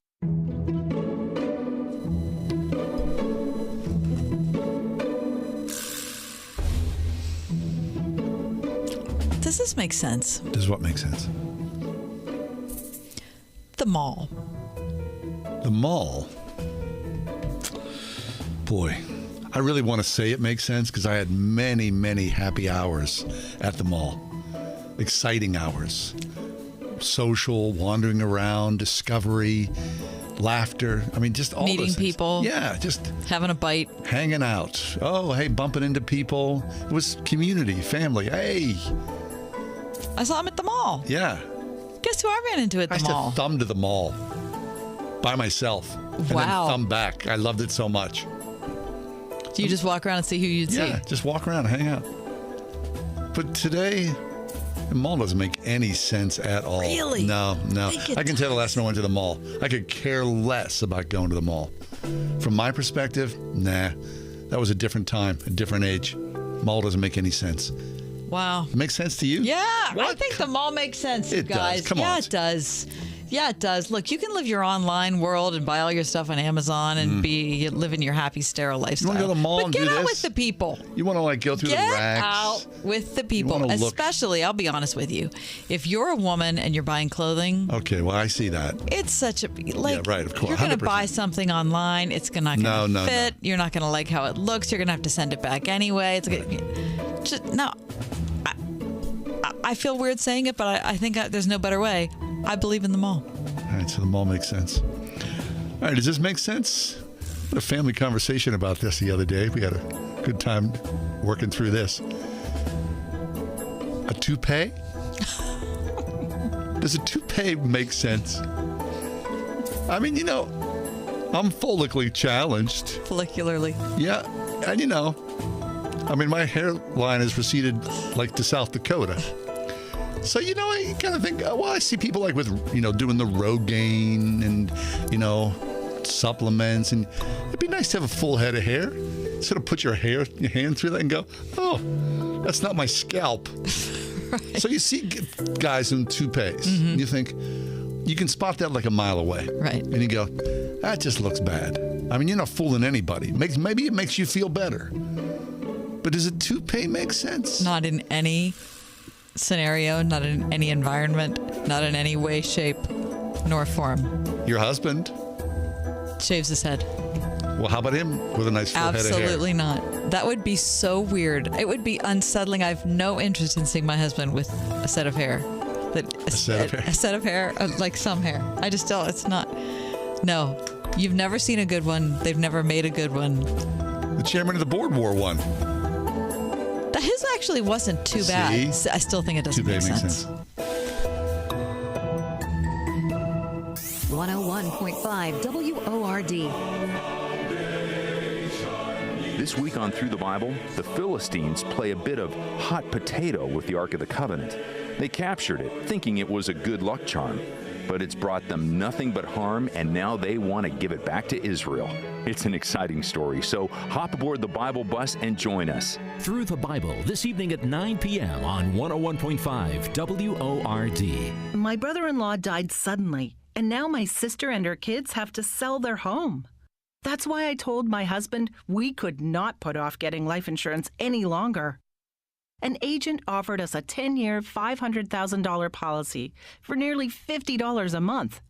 Then we called SelectQuote. SelectQuote found us identical coverage for only $19 a month, a savings of $369 a year. Whether you need a $500,000 policy or a $5 million policy, SelectQuote could save you more than 50% on term life insurance. For your free quote, call SelectQuote at 1-800-940-6161. That's 1-800-940-6161. Or go to SelectQuote.com. That's 1-800-940-6161. SelectQuote. We shop, you save.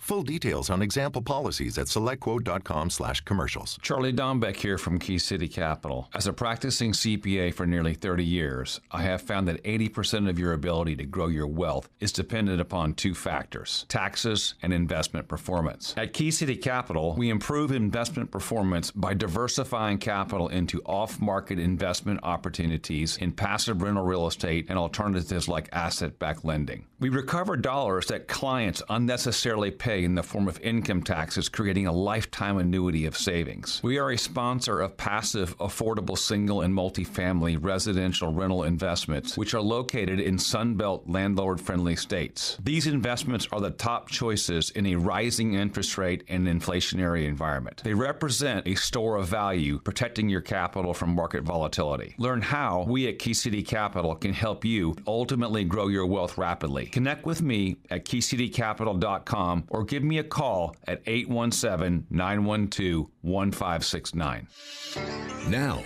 local businesses can get closer to every customer in their city with fast, affordable shipping. Introducing USPS Connect Local. You want speed? We deliver same or next day. You want savings? We give you supplies at a flat rate. You want less legwork? We do free pickups. Move your local business forward with the United States Postal Service. Let's connect at USPSConnect.com/local. Specific markets, restrictions apply. Same day or next day delivery expected, but not guaranteed with entry close to final destination.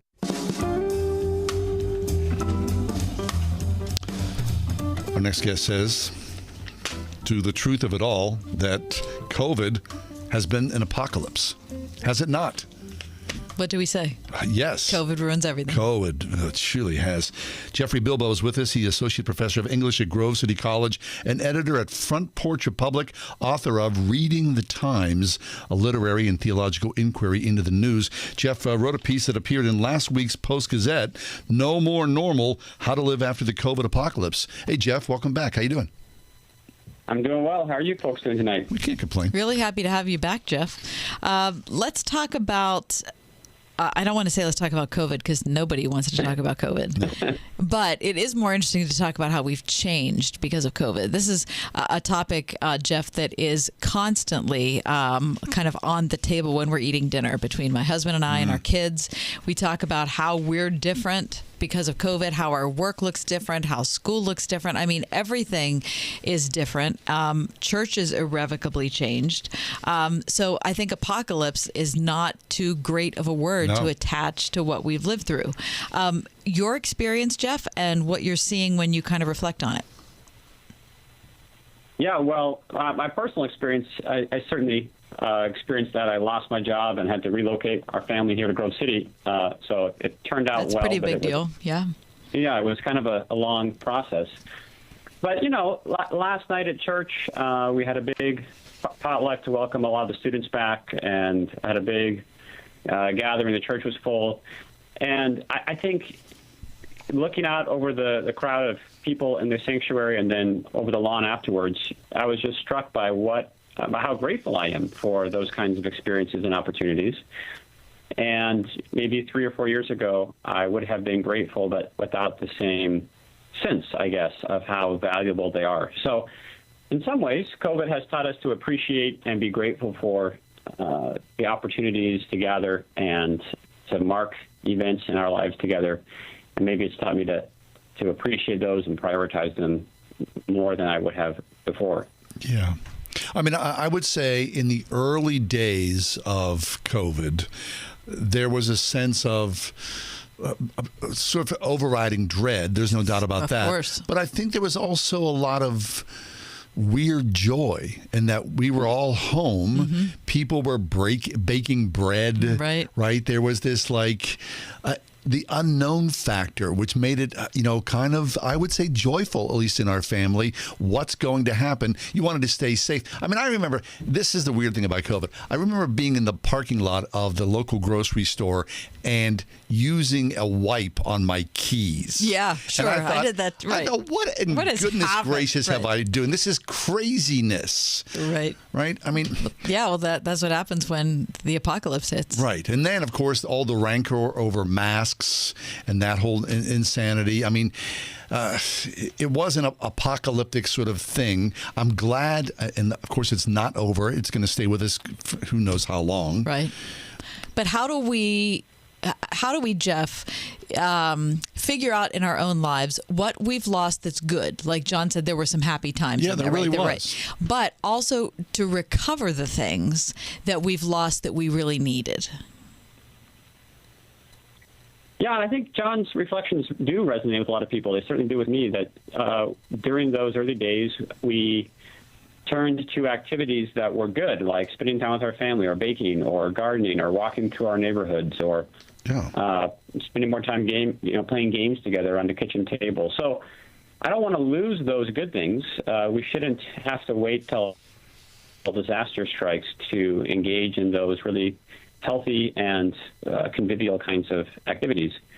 But hopefully we can keep doing those things, not lose those, while also appreciating and valuing and prioritizing some of the things that we did lose early on, whether it's small businesses and supporting those, or whether it is, like those gatherings, going to church or funerals or weddings, and making those happen in person. Yeah, I mean, your heart would break for people, and this is crazy. Like, your mom died, or your uncle, and no one went to these funerals. Horrible. And then people died in isolation. I mean, that kind of thing. You think that was crazy. What an insane era that had to be. So you could see the people's angst and anger growing, and thinking, I am not going to play along with this, because of course you see how it split the country in half. Some people were saying, okay, I'm gonna acquiesce to this. The government says X, I'll do it X. Other people were like, this is craziness. You guys are nuts. I'm not going to do this, and I'm going to go live my life. And I think in many ways we're still picking up those pieces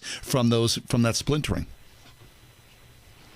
Yeah, I think that's right. And I suppose one of the things that COVID has revealed as well is how deeply we were polarized as a country, and maybe we could avoid it more easily before COVID kind of made all those divisions so palpable to us. And so one thing that we need to invest in too, I suppose, is local communities and civic organizations that provide us opportunities to get together as neighbors with people who we might have these political differences with, but whom nevertheless we have to learn to get along with and share community and see them as our neighbors in the Christian sense of that word, and not just our political opponents. Right, and we can be richer for that interaction. Jeffrey Bilbrough is with us, Associate Professor of English at Grove City College. We're going to talk about a conference that he's hosting up at Grove City at the end of September. But before we do that, as a way of introduction, Jeff, Chris Arnott was a guest on our show. I don't know, it was probably 2 years ago when the book Dignity came out, and we had a lot of really terrific audience response to Chris being our guest. And you also know Chris. He's going to be the keynote speaker at this event that you're going to be hosting. So talk about Chris, talk about his life and why you decided to have him as your keynote speaker. What about his experience and his book really caught your attention? Yeah, I really valued his book when it first came out a couple of years ago. And then as we were putting together this conference and thinking about who would we want to come keynote and help us reflect on, as we've been talking about, how to recover some of these lost goods, Chris came to mind as somebody who has gone through an earlier disruptive experience and made some courageous and I think really helpful choices in his own life. In his book, he recounts how he was a investor on Wall Street during the 2008 crisis and realized that his industry had damaged, really hurt a lot of people's lives. People were losing their homes, losing their savings, and yet he and his coworkers were bailed out and relatively unscathed. And that didn't sit right with him, and he realized some of the systemic problems with the financial industry. And so he began walking through these neighborhoods that people told him to avoid, first in New York City, but then across the country. And just try to take time to listen to people who had different educational or life backgrounds from him and recognize their values and, as the title of his book puts it, their inherent dignity. And that led him to quit his job, and he now just walks through towns and rural areas and interviews people and tries to see what life is like for folks on eye-to-eye level with them. And I think that's a really helpful example in a time when we so often interact with people through screens and don't want to take the time to hear their stories or try to understand why they might view the world differently than we do. Fabulous. So the 2022 Front Porch Republic Conference held at Grove City College on September 24th. The theme is After Virtual, the Art of Recovering Lost Goods. Chris, to talk to us about this, Jeffrey, tell us about the event itself and how people can be engaged. Yeah, so you can go to frontporchrepublic.com and see the schedule, but we'll have panels on the church. We have Grove City College's Carl Truman speaking as well as others. We'll have a panel on education, as obviously both churches and educational institutions have really been reshaped in the last couple of years. And then we have Chris's keynote, and then in the afternoon there's a panel on health and one on civic life. So, we're hoping to talk about, the things that have been shown to be vulnerable, but also really think through how we might contribute to strengthening these goods that we want to preserve and share with our neighbors. So hopefully it's an encouraging time for people to meet like-minded folks from Western PA, but also around the country, and we even have people coming from overseas for this. So I think it'll be a fun and lively gathering with time for a conversation as well. That's Jeff Bilbrough, author of Reading the Times, a literary and theological inquiry into the news. I've really enjoyed following you on Twitter, Jeff. I think you do a terrific job there, post a lot of really fascinating things. And so I want to encourage our listeners to follow you on Twitter and also check out the book. Jeff, thanks so much for taking the time to be with us today. Well, thank you so much. I really appreciate it. Our pleasure. 2022 FPR, Front Porch Republic Conference, Grove City College, September 24th. Information about Front Porch Republic, Grove City College, wordfm.com. Take a quick break, come back. We got more ahead. It's The Ride Home, Pittsburgh's Christian Talk on Word FM. Want to save 50% on new blinds? Blindster.com offers custom-made blind shades and shutters shipped directly to you at prices less than big box retailers. Visit Blindster through September 8th to save 50% off any order during their Labor Day sale. Blindster.com. Are you a real estate investor looking to refinance one or more of your properties? Most lenders only work with cookie-cutter W-2 borrowers. At Cash Call Mortgage, we have loans designed specifically for investment properties. We qualify customers based on the cash flow from the investment property. Borrowers can get up to $2.5 million. That's right, $2.5 million.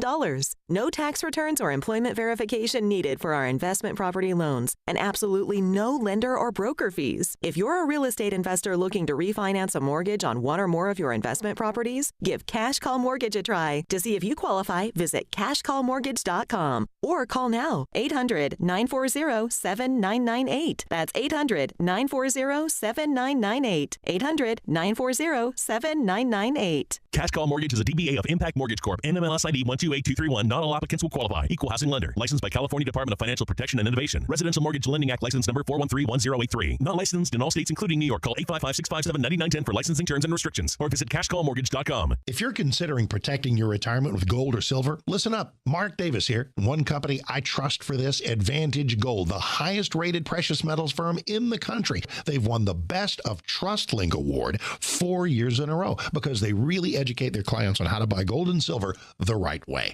Call 800-900-8000. 800-900-8000. Talk to one of their experts. They can send you a free gold kit along with a free copy of the Wall Street Journal national bestseller, The Great Devaluation. Number again, 800-900-8000. Don't wait any longer. Get the best information, the best process, the best service, the best value, all from Advantage Gold. 800-900-8000. That's 800-900-8000. Call Advantage Gold today. 800-900-8000. Advantage Gold is not an investment advisor or a tax advisor. Consult with your financial advisor before investing. Call 800-900-8000.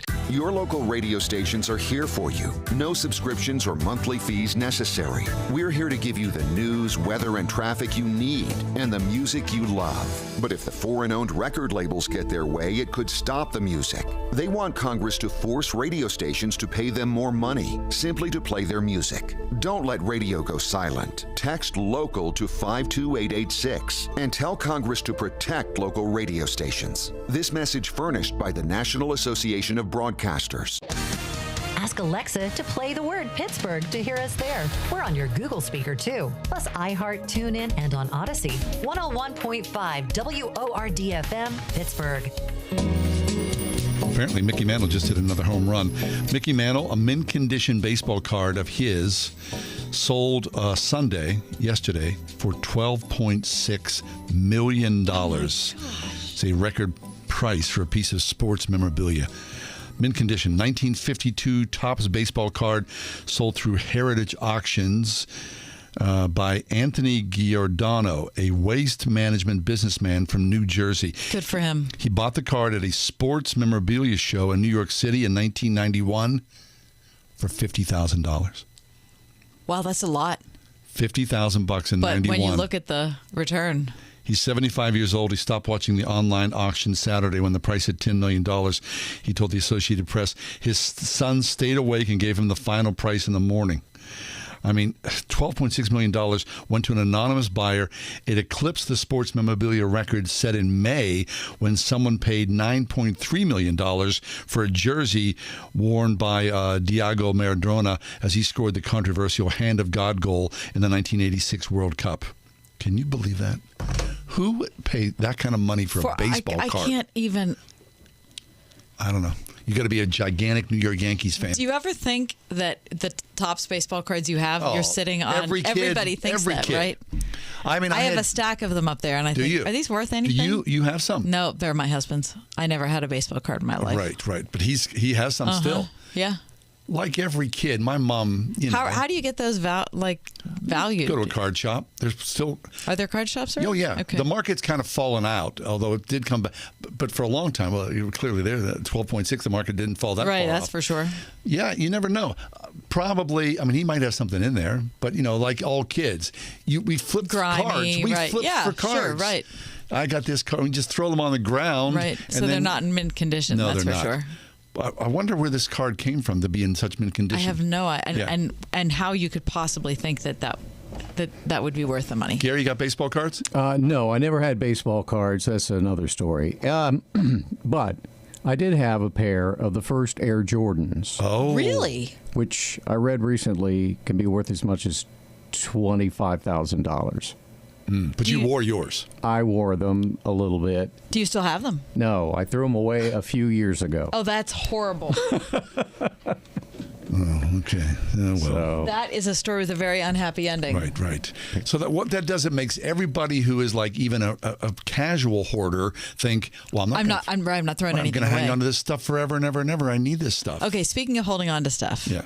In the art world's latest shocking development, we read this last week. Christie's auction house announced that they were going to sell Paul Allen, the co-founder of Microsoft, who died back in 2018, his art collection. Now, his art collection, like I have an art collection, okay? It's some prints that are nicely framed, and they're things that I love. Paul Allen's art collection includes masterpieces by Renoir and has an estimated value of more than $1 billion. Get out of here. $1 billion. It's more than 150 artworks spanning 500 years. This auction's going to take place someday in November. They haven't determined yet what it will be, but it will be the largest in auction history. $1 billion. Okay, again. And all the proceeds are going to philanthropy, by the way. Excellent. Thank you, Paul Allen. But we talked about this last week about like having like a super nice car. I'd be a nervous wreck. Having all that art. Yes. It would make you crazy. You have to have security, all these things that are, it'd just be too much to bear. But if I had an opportunity, equal value, to have a baseball card or a piece of art, of course, I'd take the art 100 times out of 100. Yeah. Or would you rather have a Maserati or a Dodge Caravan? Well, Yeah, I'd rather have a Maserati. No, that's a good point. Because here's the thing: there's nothing like original art. There's nothing like going to an art museum and seeing art. Oh my there's God. there's nothing. It's humbling. Nothing like it. Okay, if I could have my druthers on any weekend, I would. Where would you like to go? I'd go to an art museum. Okay, that's my favorite thing. But you can have art in your home that is beautiful. Oh, 100%. Now, it's not the same as having an original piece, but it is still beautiful. So you can still do it. Do you know what I mean? Yes. And so I feel like, I'm very happy that somebody of his economic bracket wanted to promote art as much as he did. And hold it and see the beauty of it and then pass it along to others. For the most part, though, that probably hung on his walls. No one saw it but him and his close circle. Right. And that's what's going to happen to this as well. It'll disappear from the public eye. Yeah. Of course, we can have a print of it. And that's why you have prints. Among the highlights of the works that are going to be sold from his estate is Jasper John's Small False Start from 1960 that is estimated to bring in more than $50 million. Holy smokes. And a work by Cezanne estimated at over, are you ready?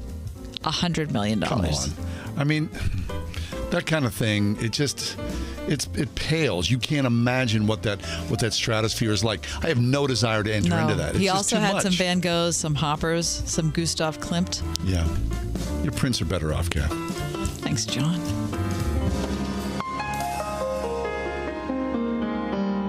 The Ride Home with John and Kathy, a production of Salem Media Group. This is Jerry Boyer for Townhall.com. Pete Buttigieg, our Secretary